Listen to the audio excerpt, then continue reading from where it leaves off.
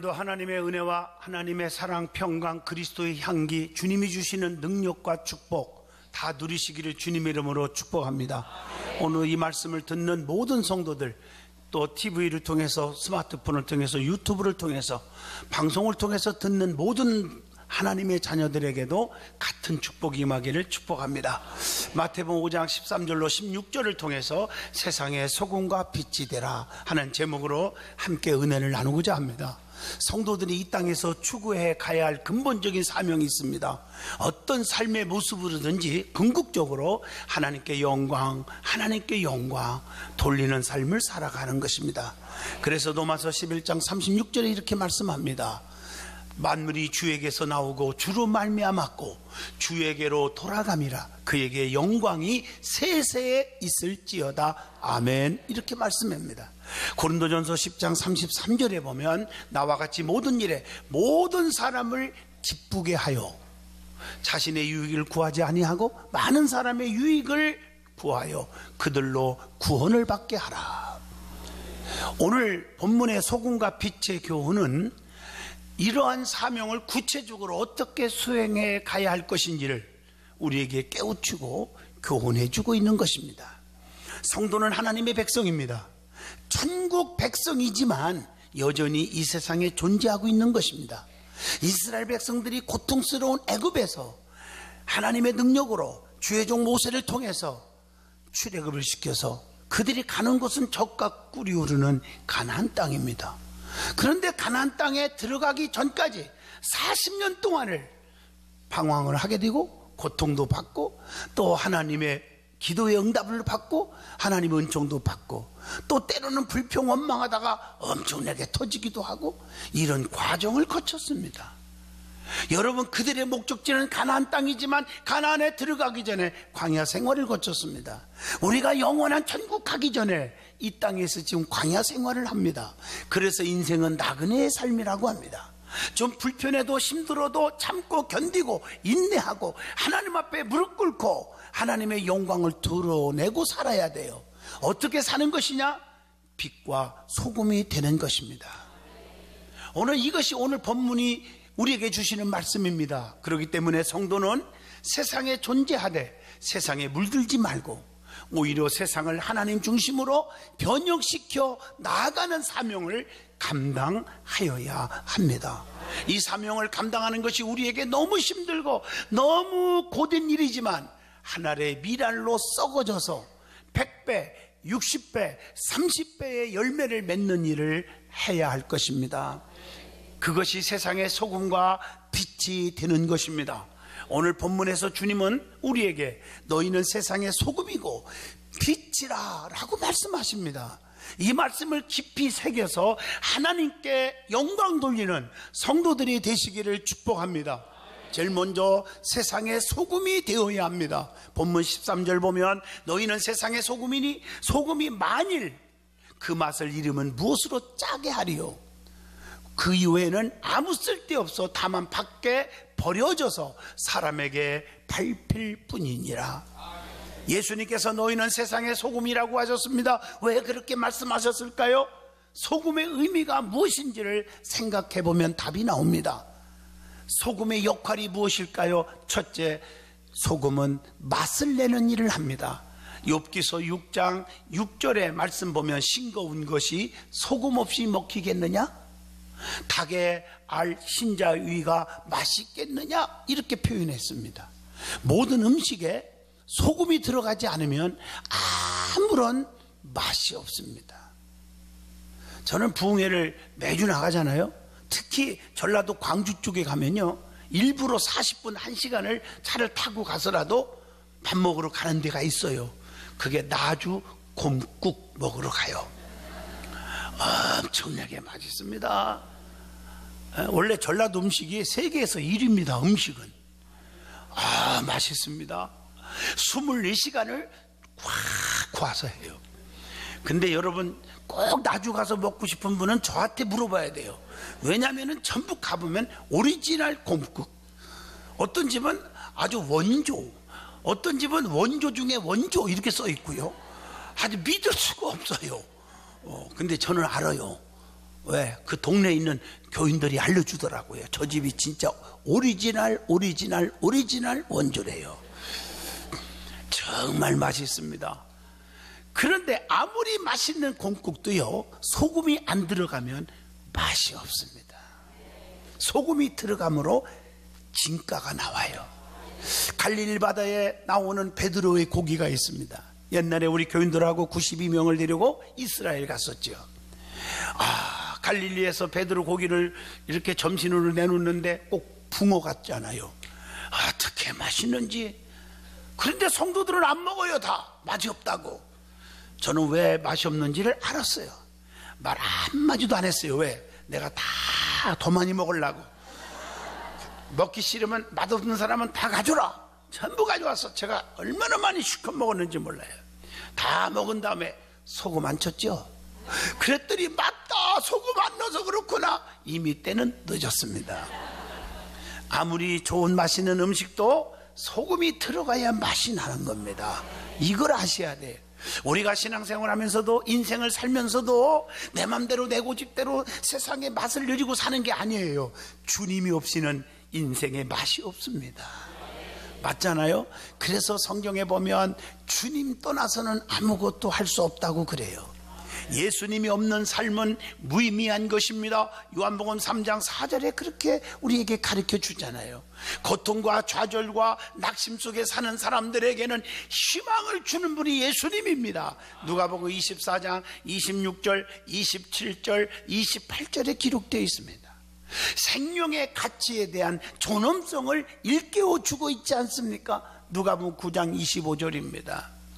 음식도 맛있으면 자주 먹고 싶어요. 또 먹고 싶어요.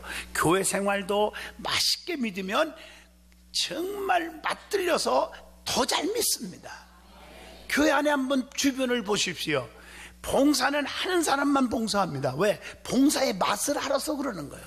시키지 않아도 열심히 봉사합니다. 저희 교회도 뭐 1부, 2부, 3부, 4부 저녁 예배 새벽 기도까지 하면은요, 우리 교회가 주일날 몇 번인 줄 아세요? 6번 예배를 드립니다.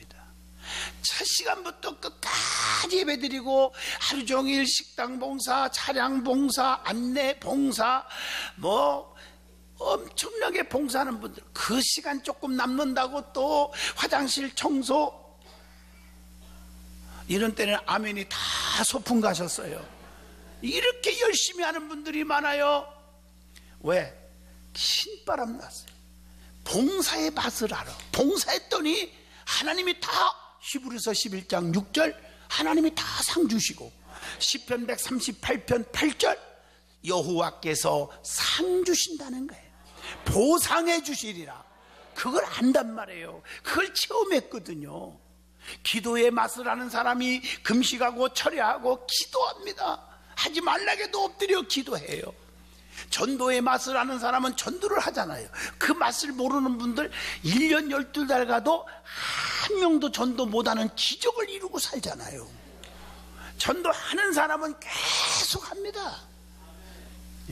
면류관이 빛나는 거예요. 그게 보이는 거예요. 그게 성령의 능력이 막 오고 영권이 오는 거예요. 주의종 섬기는 맛을 아는 사람이 잘 섬겨요. 왜? 선지자의 상을 받는 게 체험되거든요. 억지로 시킨다고 주의종을 섬기고 뭐 이렇게 받드는 줄 아니에요. 그 맛을 아는 사람들이 해요. 그러므로 예수 믿는 맛을 느끼고 사시기를 축복합니다. 은혜 받지 않고 신앙생활하는 것은 지겨운 것이고 고역이 되지만, 은혜 받고 신앙생활하면 신바람 나고 기쁨이 충만하고 그냥 괴로운 일이 다 없어지고 우울증이 날아가고 그냥 소망 가운데 살아가는 거예요. 우리가 소금이 되면 어느 부서에서 봉사하더라도 그 부서가 신바람 나는 거예요. 목사님, 나는 왜 이쪽 포지션을 넣습니까? 왜 이쪽 포지션입니까? 그런 소리를 절대로 하들들 말아요. 네? 다 어느 부서에 들어가도 전부 축복이에요. 권사님은요 1년 동안 교육과 화장실 맡으세요 해도 아멘, 그런 분이 있다 이 말이에요. 소금이 자신을 드러내지 않고 다만 녹아서 맛을 내는 것처럼 예수님을 사랑하는 성도의 삶은 겸손하게 자신을 숨기고 그리스도의 향기만을 드러내는 것입니다. 두 번째, 소금은 썩는 것을 방지하는 것을 합니다. 고대 사회에서 소금은 가장 일반적인 방부제였습니다. 소금은 물건들이 변질해서 부패하지 않도록 보호하는 데 사용되어졌습니다. 소금만 들어가기만 하면 변하지 않습니다. 썩지 않습니다. 그것처럼 우리가 어느 곳에 있든지 변하지 않고 썩지 않게 하여야 합니다.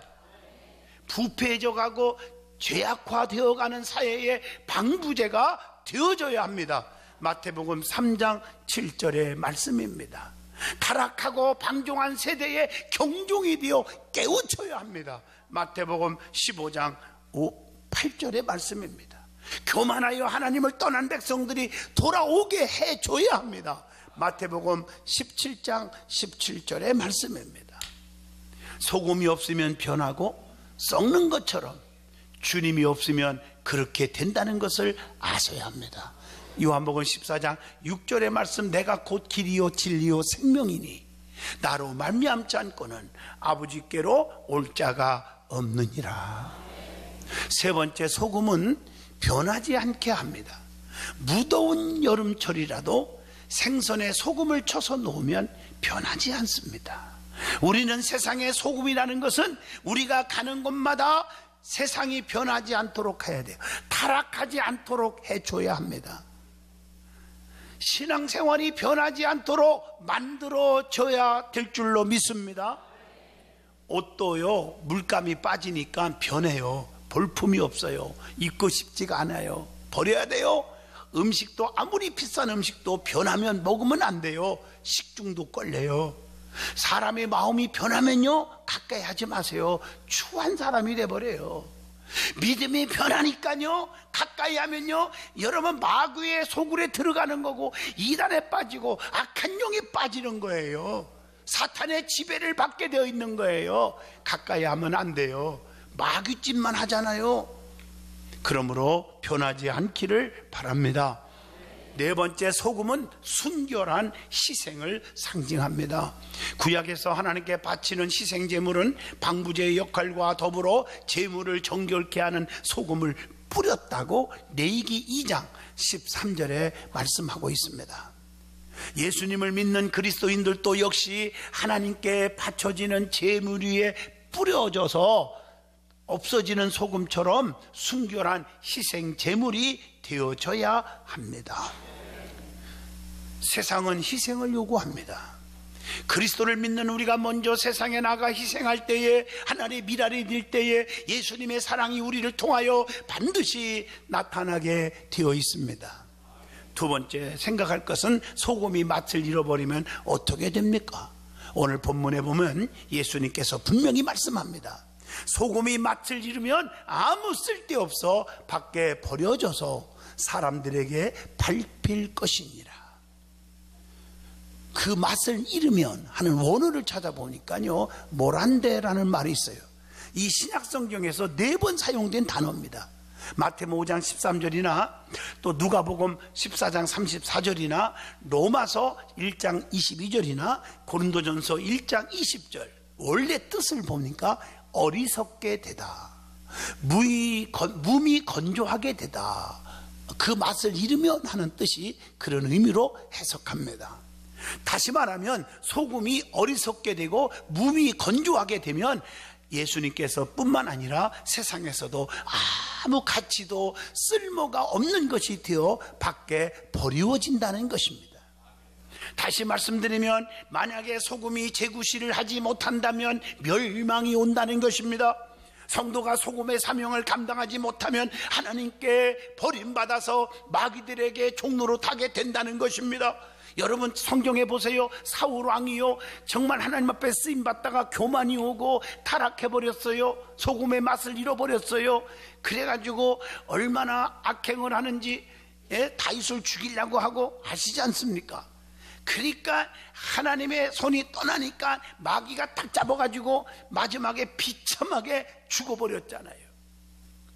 버림받는 거예요.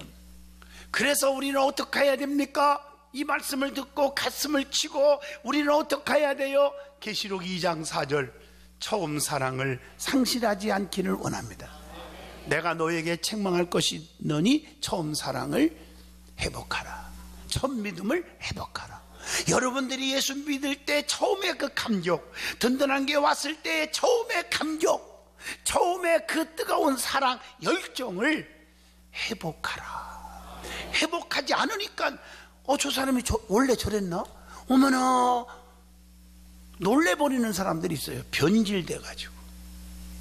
갈라디아 4장 9절, 사탄의 노예가 되지 않기를 바랍니다. 디모데후서 4장 10절, 세상을 너무 사랑하지 않기를 바라요. 대만은 이 세상을 사랑하여 나를 버리고 이랬어요. 세상이 너무 좋아. 돈과 명예와 지식과 권세가 너무 좋아. 그래서 버려버리는 거예요. 배신하는 거예요. 요한복음 6장 63절로 64절에 영적인 통찰력이 떨어지지 않기를 바랍니다. 열왕기상 11장 4절, 악과 연합하지 않기를 축복합니다. 또한 예수님 우리에게 세상의 소금 역할을 하라고 하신 것은 오직 전도만을 염두에 두고 하신 말씀이 아닙니다. 소금이 다양한 그 용도가 있듯이 하나님께서 우리에게 주신 다양한 은사와 재능을 가지고 세상 각 분야에서 주님의 은혜와 사랑을 전하라고 하는 것입니다. 자, 그 다음에 우리에게 주시는 말씀, 세상의 빛이 되어야 합니다. 사람들에게 빛이 없다고 생각해 보세요. 상상도 할 수 없잖아요. 이 세상을 절대로 살아갈 수가 없습니다. 그래서 빛이신 예수님께서 나를 통하여 세상의 빛을 비추어 주신다고 본문 14절, 15절, 16절에 말씀하고 있는 것입니다. 예수님께서 너희는 세상의 빛이라고 말씀합니다. 어떻게 빛나야 합니까? 모든 이들 앞에서 빛나야 합니다. 예수님이 그의 사랑하는 자녀들에게 빛을 주신 것은 이 빛을 어디에 숨겨두라고 하는 것이 아니라 널리 비추라는 것이기 때문입니다. 그리고 빛으로 산 위에 있는 동네가 숨기지 못할 것이라. 마태복음 5장 14절을 보면 너희는 세상의 빛이라 산 위에 있는 동네가 숨겨지지 못할 것이요. 여러분, 빛이 딱 들으면요 숨겨지지 못해요. 옛날에요 항상 방공훈련하고 막 어릴 때 그랬어요. 그래서 훈련할 때 사이렌이 딱 울리면요 일제에 그 커튼, 빛이 안 들어오는 커튼이 있어. 방 다 전부가 교실마다 학교에서도 그걸 다 내려요. 빛이 안 새게 나요. 왜? 새면 저한테 들키면 다 죽는다는 거예요. 다 숨길 때 차단해요, 빛을. 그 생각이 나요. 여러분, 빛이 들으면 다 보여요. 숨길 수가 없어요. 그러니까 등화관제라고 그러죠. 다 경험해 보셨을 거예요. 그러면 빛에 대해서 그 의미를 한번 살펴봅시다. 빛의 역할이 무엇입니까? 첫째, 빛은 비추는 역할을 합니다. 빛이 들어오면 캄캄한 어둠이 다 사라져 버립니다. 요한복음 3장 19절입니다. 여러분, 성경에 영적으로 말하면 어둠이 뭘까요? 근심, 걱정, 불안, 초조, 낙심, 좌절, 포기, 질병, 실패, 슬픔, 이게 전부가 다 이게 어둠입니다. 그러므로 우리가 빛이 되어서 모두 이 어둠의 모든 것들이 사라지게 해야 될 줄로 믿습니다.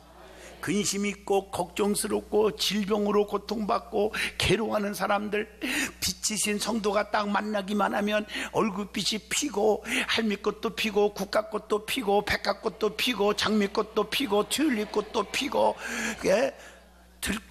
들꽃도 피고 피해야 돼요. 그게 진짜 빛의 역할을 감당하는 거예요. 빛은요 좁은 구석구석까지도 다 비춰요. 마태복음 7장 13절도 우리가 그런 의미에서 해석을 할 수 있어요. 그렇기 때문에 숨길 수가 없어요. 예수님도 세상의 빛으로 이 땅에 오셨다고 요한복음 9장 5절에 말씀합니다.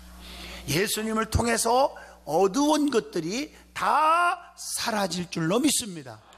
주님께서 가시는 곳마다 그래서 어두운 세력이 다 떠났잖아요. 질병 있는 자가 고침받고 죽을 자가 살게 되고 문제들마다 해결되고 풍랑은 그치게 하시고 괴로운하고 낙심한 자들이 막 소망과 용기를 갖게 되고 전부가 답답한 자들이 시원함을 얻게 되고 이런 역사가 일어났잖아요.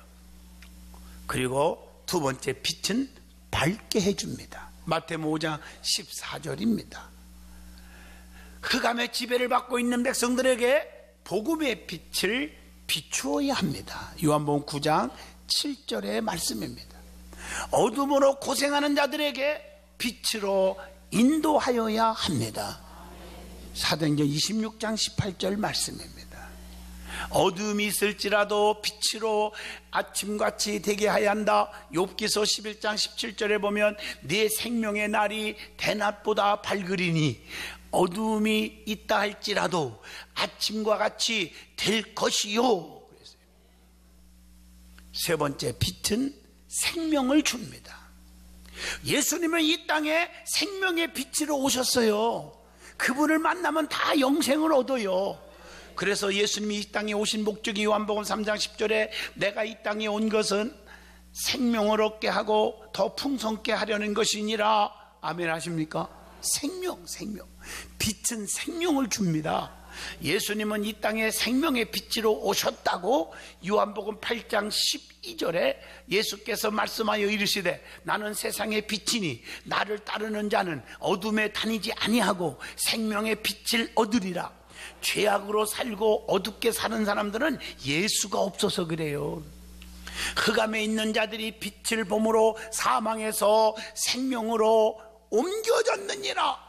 요한복음 5장 24절의 말씀입니다. 예수께서 죄와 허물로 죽었던 우리를 어떻게 했어요? 살리셨도다. 에베소서 2장 1절의 말씀입니다. 빛은 비춰줌으로 열매를 맺게 해줍니다. 만물들이 이 빛으로 말미암아 소성케 되어 열매 맺는 것처럼 우리도 빛 대신 예수님을 만나면 소성케 되고 많은 열매를 맺게 됩니다. 빛이 없으면 열매를 못 맺어. 꽃도 피지 않아요. 예수님이 없으면 우리의 삶이 끝나는 거예요. 그래서 요한복음 15장 5절 너희가 나를 떠나서는 아무것도 할 수 없느니라 이렇게 말씀하고 계십니다. 그래서 주님이 내 안에 계셔야 축복을 받아요.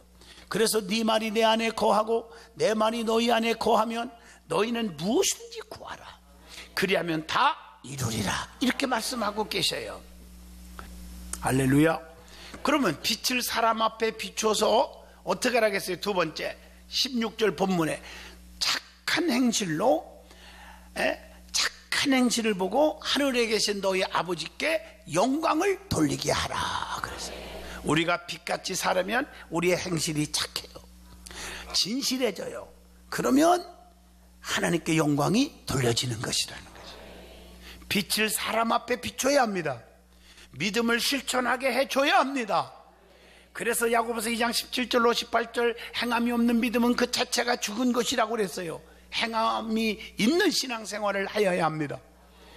선한 행실을 갖게 해야 합니다. 베드로전서 2장 12절 말씀. 상호간에 서로 위로해야 합니다. 히브리서 10장 24절 서로 돌아보아 사랑과 선행을 격려하며 그랬어요.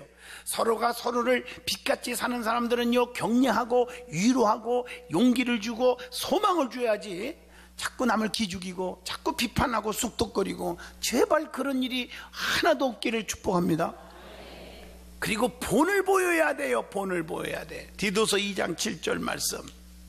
선한 일을 힘쓰게 살아야 돼요. 디모데전서 6장 18절의 말씀입니다.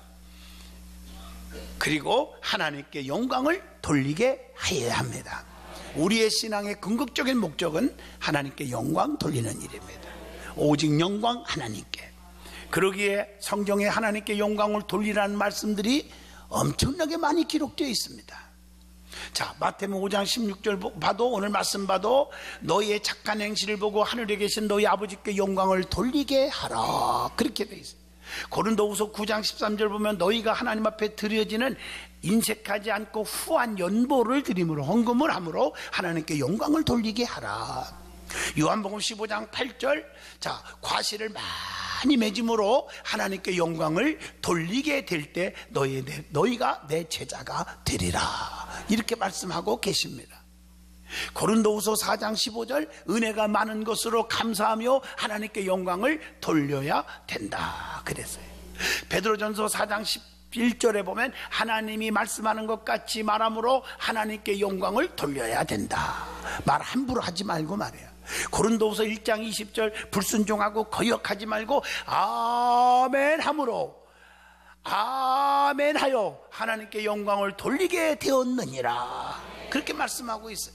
로마서 4장 20절 보면 믿음이 흔들리지 말고 견고함으로 하나님께 영광을 돌리며 그랬어요. 고린도전서 10장 31절 보면 너희가 먹든지 마시든지 무엇을 하든지 다 하나님의 영광을 위하여 하라 그렇게 말씀하고 있어요.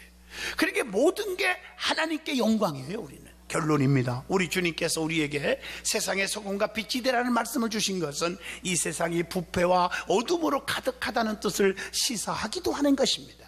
성도는 자신이 사는 곳에서 세상이 어둡다는 것을 분명히 깨닫고 세상과 혼합되지 않아야 하고 구별된 삶을 살아야 합니다. 그리고 어두운 세상에서 밝은 빛으로 인도하고 썩어져가는 변질되어가는 세상을 썩지 않게 변하지 않도록 소금의 역할을 감당해서 하나님께 영광을 돌릴 수 있기를 바랍니다. 그래서 항상 주님의 말씀대로 소금과 빛의 역할을 감당하는 든든한 성도들이 되시기를 축복합니다. 분명히 하나님은 여러분들을 책임져 줍니다. 그래서 여러분을 통해서 많은 열매를 맺게 해 주실 것입니다.